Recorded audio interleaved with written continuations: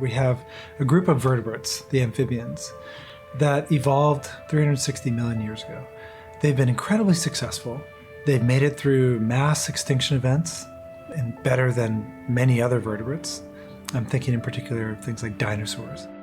Amphibians today are really in bad shape. I mean, just in the last couple of decades, we've lost hundreds of species, probably extinct, and we're talking about 40% of the species that are known are probably going to disappear in my lifetime. The damage is substantial. It's more than substantial, it's catastrophic.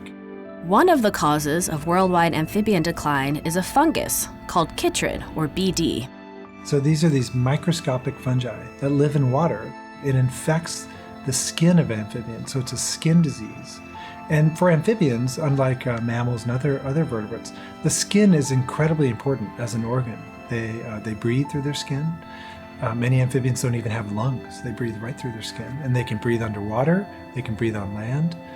They exchange electrolytes through their skin. So their skin is a really important organ. And what this fungus does is it basically disrupts that organ completely. It spreads over the entire skin of the animal and causes complete skin dysfunction, which eventually leads to mortality.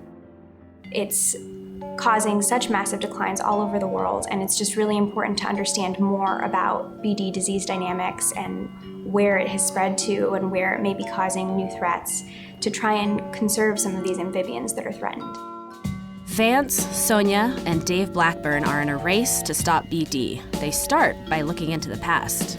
Because our preserved frogs in our collections still have skin, we can actually still screen those old specimens, even things that have been sitting here for 100 years, to know whether or not that specimen collected in that place at that time was infected by the pathogen. The collections here are incredibly important because we can go back in time and do a retrospective analysis of where did this come from.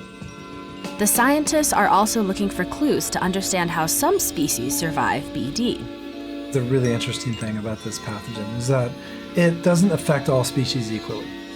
Some species seem to really be affected by it, terribly affected by it. Some species seem to tolerate it, they get infected, and in some cases the infection's clear, right?